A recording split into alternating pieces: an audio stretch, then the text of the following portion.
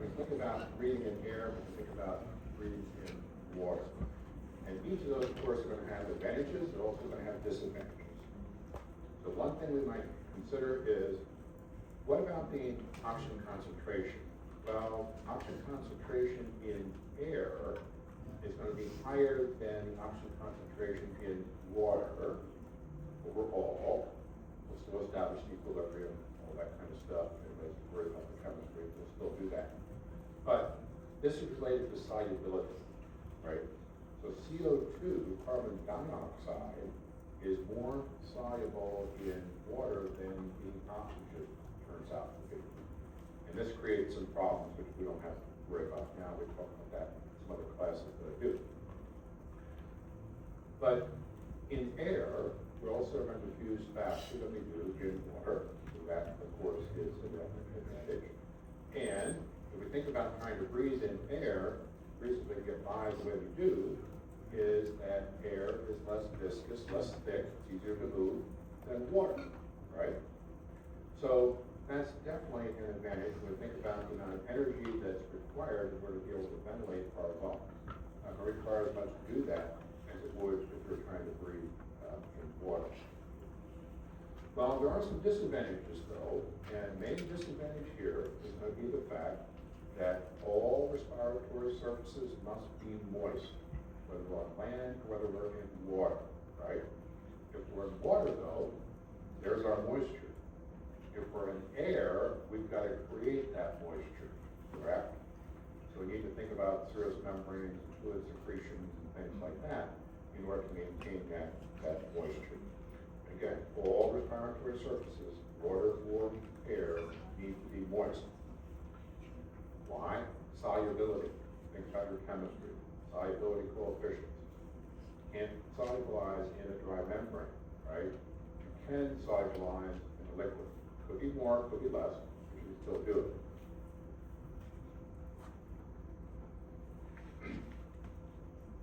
If we take a look at water, as we said, it's always going to be moist, so no desiccation, no drying out. That's a definite advantage. Disadvantage, of course, is again that viscosity that we're talking about. But we also have an issue with the tonicity of the fluid, hypertonic, hypotonic situations compared to the animal. So if we take that fish and we put it, and we're going to do this a little bit later. If we take that fish and we put it in fresh water, right? Fish is going to be hypertonic, that fresh water, which means obviously it's going to pick up water in that scenario. And now we've got an issue with our body fluids become too dilute. So our kidneys going to have to function, our gills going to have to function, to be able to help us with that problem. If we go into the marine environment, many of the animals in the marine environment are going to be hypotonic. And I say many because some of them will actually be isotonic. This is going to be primarily on the invertebrate side. We'll see an isotonicity, so that we don't have water gain, we don't have water loss, we don't have time gain, we don't have time loss. We have that isotonic situation, and then we can regulate, of course, how those things are going to move. I mentioned to you that in water, CO2 is more soluble than oxygen, right? And so the gas concentration then for oxygen is going to be less in water than it is in air. But there's a way around that. We're going to take a look at how we get around that problem. When we're looking at moving the fluid or the air, whichever it is that we're moving, we're looking at moving that oxygen source across the respiratory surface with the actual exchange. We could have a positive situation or a negative situation. So think about positive pressure. Positive literally means you're pushing, right? You're forcing. That's positive. Negative would mean you're pulling, you're drawing in. Okay? So positive pressure ventilation would be something we see, and we'll see this with fish gills. We're going to take water into the mouth, send it down to the pharynx, and we're going to push it out and pull the gills. But that's positive pressure. We're actually doing the work, right? The other thing we could do is think about our frog or our toad for a moment. And when we look at those, literally what they're going to do is they're going to take air into the mouth, and they're literally gonna swallow it, right? No parting with it, they swallow it, okay? And that's gonna force that air then down and into the lung. Ram ventilation is a little bit different. What this means is that, again, you are forcing the medium over the respiratory surface. So what you're doing is you're using your forward momentum to do it, or you're facing into a strong current and you have your mouth open, and that current is forcing the water into your mouth and out over your gills. So ram ventilation is something we see, for example, in many sharks. Tuna is a great example of an animal that never stops swimming. Tuna always is going to be moving, always going to have its mouth open, slightly, sometimes more. It's going to have its mouth open, when it's swimming through that water, and that's again to get that gas out across those gills. Negative means exactly that. We're looking for a pressure change now, a negative pressure change, that's going to cause that medium to move into and across the respiratory surface. So in the animal across the respiratory surface, and then we're going to move it back out. We're a great example of that. Now look at us and try to see how that process actually works in our particular case. But in order to create that negative pressure, we have to have something to block off the space, isolate the space, and of course, that's going to be the diaphragm. Or, we're thinking about alligators and crocodiles, something similar to a diaphragm. It's not an actual diaphragm, but it's similar to a diaphragm. And they can use that as a pump, just like we're thinking about using our diaphragm to create that negative pressure act, if you will, as a pump. Many times, right, depending on the activity of the animal, the size of the animal, metabolic requirements, environment lives in, so forth, we may not need to have gills or lungs. We may just be okay having diffusion occur, of course, across the body surface. And that's what we have in the earthworm, right? Now, our frogs or toads or amphibians, that's an exception to the rule, because moving across the skin is one way to respire, as you know. The other would be to use gills or lungs, depending upon the animal and the growth stage going forward. So sometimes we need to have a very elaborate system, which we're going to see, with lots of pockets of alveoli in the lung tissue. Other times we don't. It's going to be related to the metabolic level that this animal is going to have. So when it rained the other day, all those earthworms that you saw out there crawling across the sidewalk, what was their fate most likely? Assuming that the skateboarders and bicycles didn't run over. They drown, right? They drown. Because water, of course, is covering their respiratory surface. It'd be just like us, we put our head in water, right? We're going to drown. Same kind of thing there as well. Now, there are different kinds of arrangements that we can have for respiration. This is one example of something we can find. We find this in insects, for example. And this is called a tracheal system. So just envision this white box here as being basically the body of the animal, and it would end right along here. So all of this area here would be body of the animal. On the surface, we have an opening to the outside, and that opening is a spiracle. And that spiracle can be opened or closed, right? So they can open it, they can close it, there are ways to be able to do that. But we're going to take that air in, we're going to take it through that tracheal tube, right, the larger tube, and we're going to take it down through tracheoles. Remember, E-O-L-E means diminutive, means smaller. We're going to take it into these smaller tubes. And the smaller tubes are going to have what looks like a little foot on the bottom. This is going to give them direct contact with the tissue immediately in that vicinity. So when we do this, what we're going to do is we're going to draw air in, take it down through the tracheoles into quote-unquote this foot, and at that point then we have direct exchange between the tracheal gas and the cells that are immediately in that vicinity. Now, of course, we're relying on diffusion, so we can't do this very far away, right? It's gonna take a lot of these tracheoles to be able to get this to work, and that's why try to look at the grasshopper, look inside. Basically, what you're gonna see is a bunch of tubes in there, okay? That's because of the amount of tubules it takes to be able to keep that animal surviving. So we want to get this gas in and out. A couple things we can do. They're going to be moving, right? So when they move, they're going to be pressure changes as a result of constriction on the tubules, etc. So that would help to draw air in and out. There can be muscles associated with them as well, would allow them to be able to do that. And believe it or not, we also can have little mini, what I call mini explosions. So basically what that means is there are situations where we can close the tubules off. We are going to build up CO2 down here. We haven't talked about bicarbonate yet. But when we build that CO2 up, we build up bicarbonate down here. And eventually we'll get a pressure gradient high enough to get kind of a quote mini explosion.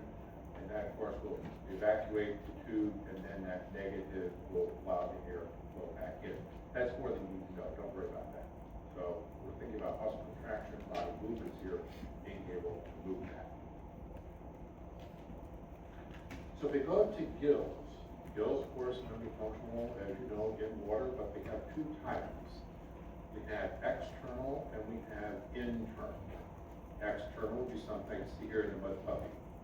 So the epithelium is actually vaginating out and it's being exposed to the water as the water goes by or the animal moves. The other scenario would be take that gill structure, cover it with something. In this case, that's called the operculum. Remember we talked about the operculum, we talked about the eyesight lid covering. So the operculum here in the fish is that piece you see doing this.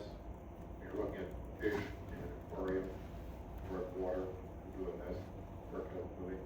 And the gills underneath there, water, of course, is coming out. So we have internal or external gills. Now, sometimes we do have an exception to a rule, and that exception we find in echinoderms.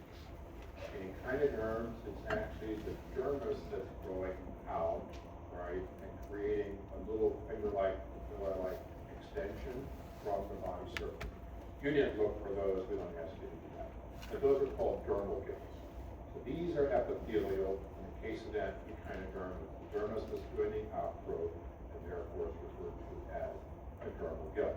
But in either case, all of our gills are going to be exposed to that watery environment.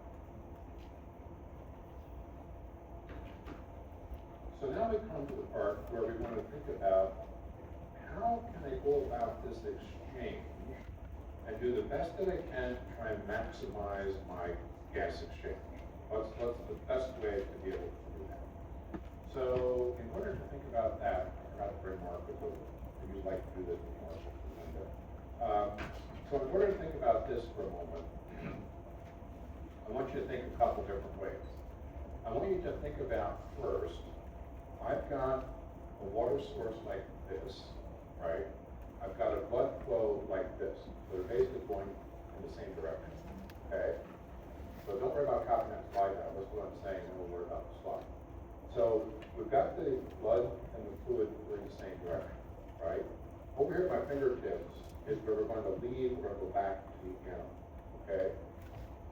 What will be the percentage between the water and the blood, if you will, in this case?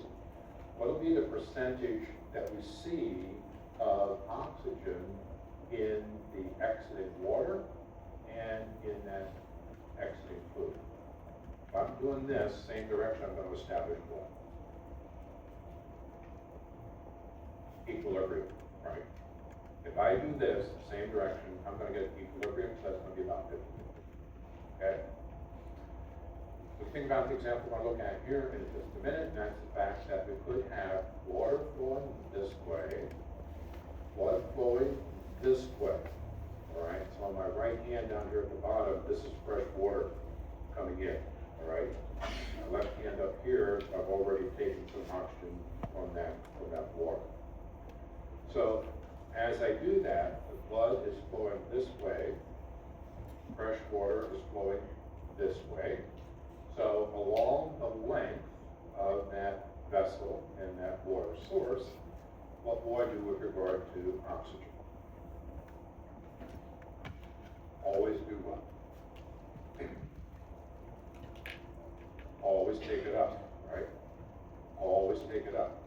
Because, as we're going to see here in a second, I always will have my oxygen-poor blood in contact with the more oxygen-rich water, right, along that entire length, okay? And then the other one we're going to take a look at is in bird lungs, and that's a scenario where this is the source, right? But the blood is doing this, flowing across it, okay? That's called cross current. We're going to look at that one too. So let's look at this one first. So this is a scenario where up at the top is the figure out of your book. And what they're trying to get you to understand is that the water is flowing by the big arrows. So that's the direction of water flow. If you look at the blood flow, the blood is coming in here, going across the melee, and out over here, all right? So that means, as there's pictures for you here in color, the venous blood is going to come in to water that does have oxygen, but the oxygen level in that water here is going to be lower than it is over here, correct? Because I've taken some out along the way. That's what these numbers are trying to show you here. So here is our water, the big arrow. Here is our blood, the blue coming over through the melee and then going back out. So along the whole length of that water area, the blood will be picking up oxygen along the way. So that means that I'm not going to get to 100%, but I'm going to get fairly close, right? And I'm going to do much better than that scenario where the water and the water and the blood will be flowing in the same direction. So at the bottom is just a different picture here to basically show you the same thing. So when I look at the blood, I will always be lower than the medium, and indeed I am. But again, along the whole length, I'm going to see oxygen going into the blood. Okay? So this kind of arrangement is something we call counter-current flow. We're going to flow in opposite directions. We're going to pick up along the entire line. Questions on that?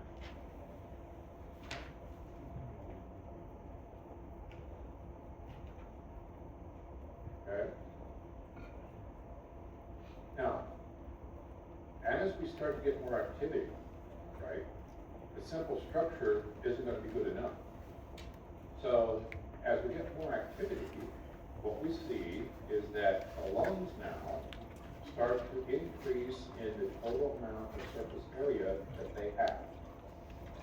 And so we hit something like the frog compared to a salamander. Salamanders, they're kind of lazy, right? They kind of like to move, but they're kind of sluggish moving, right? Take something like a frog, a little bit more activity. So it's going to take more surface area on the lung to be able to get the oxygen that they need. If you go to something like a reptile, you can see it even more.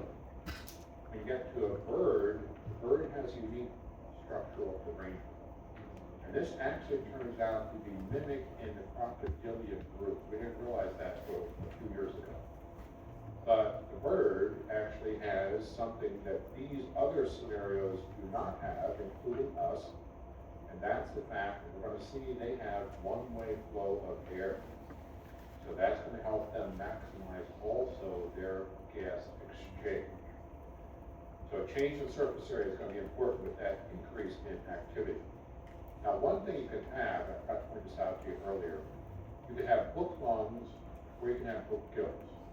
And literally what this means is, take a book, think about the pages, those are the individual lamellae. That's where the exchange is going to happen. So blood is flowing through those individual pages.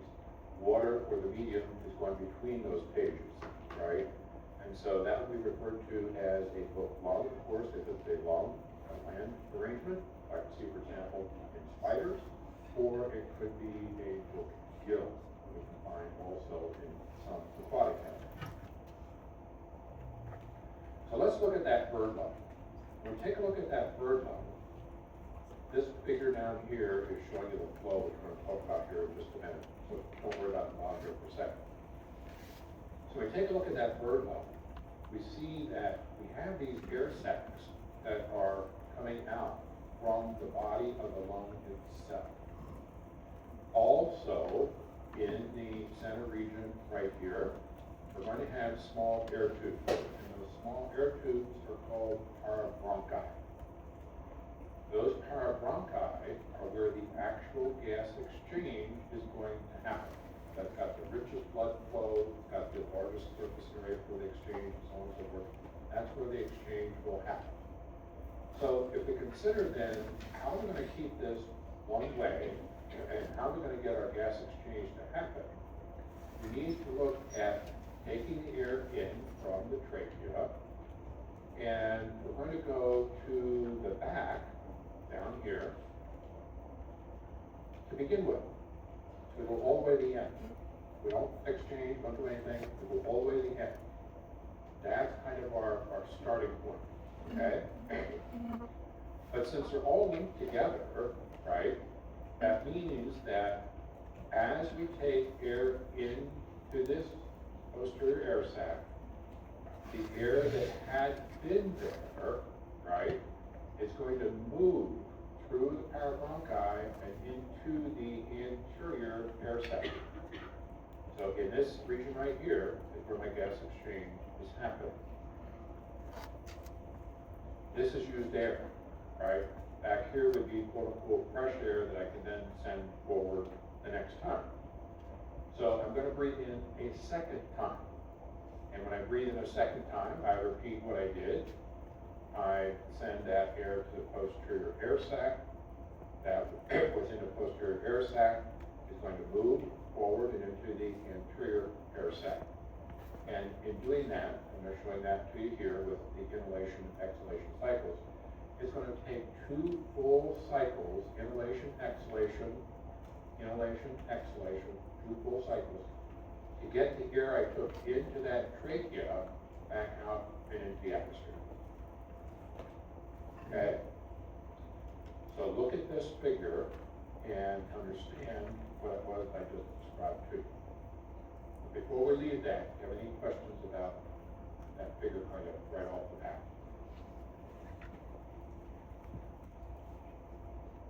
Okay?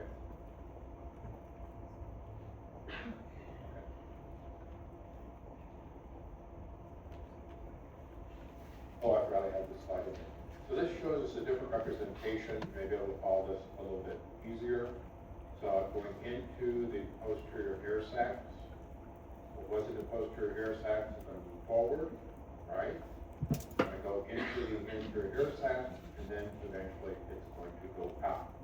So the green represents my first inhalation, and the gray indicates where the air is going on that second inhalation. And that's what I was describing for you down here of these figures on that last slide. So get 2 cycles in order to be able to get that air entirely out. But where will the exchange happen? In the parabronchi, in the small tubules. Okay? Not going to happen in the air sacs. It's not going to happen specifically in the lung per se. It's going to happen in a subset of that tissue. And that's going to be the parabronchus, a parabronchial tube. Does that help a bit more? See that other example? Okay. So if we look at those parabronchi, and we look at the medium flow, the air flow, and we look at the blood flow, we see something different than what we've been talking about. We talked about counter current, right? Now we're going to think about cross current. What this means is the blood vessels are going to cross over the air source, okay? Cross current. Also, but it's a little different than we were talking about before, because along the entire length, right, we're getting branching across that parabronchi. So yes, we will have a decrease in the amount of oxygen in the medium like we saw before, but because we're crossing over here at, I'll say, specific points, that means that the amount of oxygen we pick up is dependent upon the amount of oxygen that we have in that parabronchi at that given point. The other thing that makes it different is we're going to take all of these individual values, we're going to put them together. So in the end, what I have is a sum of all those different values I took in, right? And so that gives me this average here then of 65. Looks good in the beginning, but notice as I go here, the numbers are going down. So cross current is not as good as counter current. The counter current and cross current are better than what we have if we think about what's going on with concurrent, as both of them flowing in the same direction.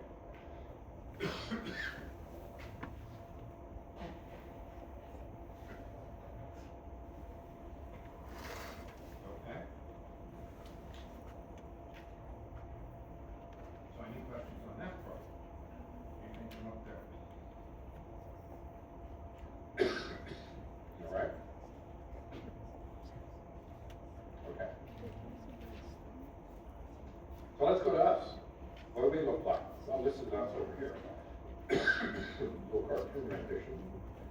So we have different parts of the respiratory system, which I'm sure you recognize.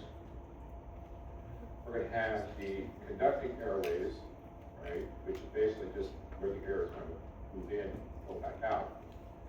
And then we're going to have the respiratory airways, which is where we're actually going to be able to get gas exchange to occur. So the system we're in often is divided into upper and lower, and the division is going to be the larynx. So the larynx is upper part, the lower larynx is going to be the lower part. So this just shows you here the different divisions that we can think about, right? And what we want to do is we're going to look at this diagram over here, because we're going to come down through the trachea. If we have a Y, you have a Y situation like this, what's that called? Bifurcation, right? We're going to have a bifurcation, we're going to have that Y formation, right? We're going to bifurcate. And we're going to do that multiple times. But in these upper ones up here, right, this is the conducting part. No gas exchange can happen. And the conducting part is going to go all the way down to the very last of those, which will be the terminal bronchioles. From that point, we continue on, we're going to branch some more, but now we're getting into the respiratory bronchioles. And those are going to have alveoli, these little pockets you see here, these little brace-like things along the side. So the alveoli are where gas exchange is actually going to happen. So our respiratory bronchioles have some of those. So gas exchange can begin there, but the bulk of it is going to happen where those respiratory bronchioles end and the alveolar sac or the alveolar cluster is situated. The bulk of our gas exchange is going to happen in these alveolar sacs. And I'm going to show you how that exchange happens, and we'll go over that and show you the process that's involved. Okay. Let's do a little bit of physics for a moment, all right? So what we're going to do is we're going to think about the thoracic cavity. And we're going to think about isolating that thoracic cavity. We're going to isolate it with the diaphragm here, right? And then this is our pleural sac, just like we had a pericardial sac, we have a pleural sac around each lung. So to get that sac, same as we did with the heart, we're going to have a membrane that basically has two components to it, two different aspects to that structure. We're going to have a visceral membrane, in this case plural because it's long, so visceral plural. A visceral plural membrane that's going to surround, oops, sorry, I didn't do that as I don't like this. That surrounds the entire lung, right? And then we're going to have another membrane. And the other membrane is going to go along here, up along the mediastinum, like this, along the inner surface of the thoracic cage, here, the rib cage, the thoracic cage, right? And do that enclosure. The white area is going to be fluid filled. That's our pleural cavity. All right, so this is a serous membrane making fluid, just like we did with the heart. So everybody with me to that point. Okay. Now, this is a closed system, right? It's a closed system when we think about the thoracic cavity. I realize the trachea is open the outside, but ignore that. This is a closed system. So what I want you to think about is, when you contract the diaphragm, what's going to happen to the thoracic cavity? Volume goes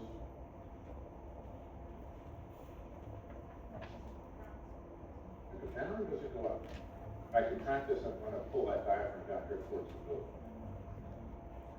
So if I contract the diaphragm, volume is going to go up, right? Volume is going to go up. If volume in a closed space goes up, what happens to pressure in that space?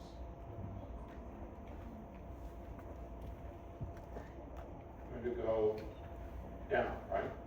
Okay, so we're all right with that concept. Everybody okay with that? Okay. Now, I want to go to the next step. And what I want you to do is, I want you to contract the diaphragm. I want you to increase the thoracic cavity volume here. And I want you to tell me now what's going to happen with the pressure in this pleural cavity. You basically just did, but just sort of make sure. Pressure in that pleural cavity is going to have to go down as well, right? That's going to have to go down too, right? Okay, so now we set the stage. So what I want to think about is, if you are going to inhale, you're going to contract the diaphragm, chest wall, depending upon, the inhalation if you're doing forced inhalation, forced exhalation, whatever, but chest wall may change a bit as well. Most of us right now are doing diaphragmatic breathing, but we'll assume the chest wall changes as well. So when we do that, right, you told me that the pressure in this pleural space is going to go down. What will happen to the pressure right here on this smiley face? So if I compare the pressure in the alveoli, pressure in the pleural sac, it's called transpulmonary, across the surface of the lung. If I inhale, what will happen to that pressure difference?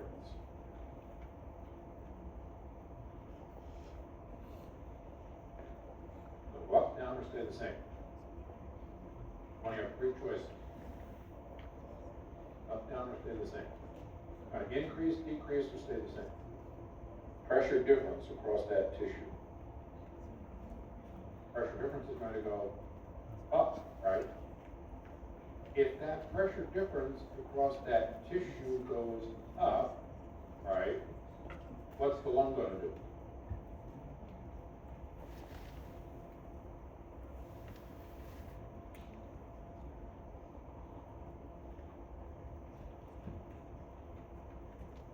I'm challenging you here. We're going to talk about it, but I want you to think about it first before I go through the whole thing. So, what will happen then to that lung tissue? What's it going to want to do? What's that lung going to want to do? Real simple. It's going to want to inflate, right? Well, if the lung wants to inflate, what's going to happen to the pressure in the alveoli? It's going to go down, right? There's our negative pressure. We're going to pull air in, okay? So that's kind of the gist of what it is we're going to be thinking about, okay? So, in the alveoli, right, this is what an individual alveoli would look like down here, over here, over there, over here. We have different kinds of cells.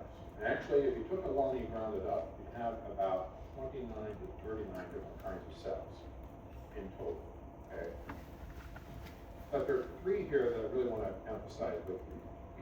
And that is type 1, Roman numeral 1, type 1 cell, the type 2 cell, and the macrophage. We know from other things we've talked about, the macrophage, right, would eat on the surface there in the interstitial area. That, of course, is going to be phagocytic, going to help to clear out maturity, correct? But we also have two other major cell types that are involved here, type 1 and type 2. And they're pictured for you over here, okay? So here is the type 2 cell, and here is the type 1 cell, right? So if you look at this one, in that shape, like that, that's what I'm doing that. And look at this one, this is like this, okay? There are two different things that are going to happen. Your actual gas exchange is going to happen on the type 1 cell, on that flat cell, on that squamous cell, right? This other cell type over here, this rounder one, right? That's where we're going to produce something called surfactant. And surfactant is going to be important for reducing the surface tension. We're going to talk more about that too here coming up, okay? I just want to give you a little bit of an idea of what this looks like. So we saw the picture of the whole chest cavity there, right, whole thoracic cavity, right, and the labeling of the membrane. And we just now have an idea about what's going on in those alveoli. So when we look at how gas exchange is actually going to happen, let me go back here for a second. Oops. Here we go. So we're talking now about in the alveoli here with the blood vessel, with the capillary. We saw this picture to show us what it looks like, right? But here's the cell down here, one of them, there are others over here, but there's the cell. What we're going to do is we're going to have the blood flow by it, okay? And when we do that, we end up with something that looks like this. So this shows us a structure that's called the respiratory membrane. And the respiratory membrane is what the oxygen and CO2, nitrogen of course, but oxygen and CO2, have to go across in order to either get into the blood or out of the blood. And it's called the respiratory membrane. In that respiratory membrane, we have to take into account what's going on here on the air side at the top where the writing is, and here on the blood side, blood cell down here. So in order to get this gas to move in or out, we have to go across this structure. So what we're going to have is we're going to have our type 1 cell, right? So that's here. And since we're talking about a tissue, it's going to have a basement membrane. On the blood side, it's a similar kind of thing. We're going to have the endothelium we talked about with the blood vessels, and we're going to have, again, a basement membrane. Okay, so those are our two kind of tissue components, if you will. Between them, we would expect to find an interstitial area. And I say expect to find because in ideal conditions, that should be very minimal. It should not be thick at all. Very, very minimal. Nonetheless, we have to say it's in the equation. So when we take air in, right, we want to get it into the blood. We're going to have it in the air here at the top. We're going to go through that type 1 cell, across the basement membrane, through the interstitium, across another basement membrane, into the epithelial cell, and out and into the blood. Okay? That's respiratory membrane. Now, what would happen, do you think, if that respiratory membrane area right in here, that interstitium, was wider? What if we had fluid accumulation?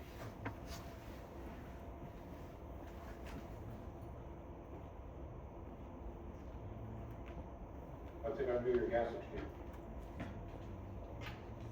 Take it down, right? Take it down. The wider diffusion distance, the blood cell's not gonna hang around there and wait for the oxygen to come, it's gonna keep on its flow, right? So the wider that interstitium, the poorer my gas exchange will be.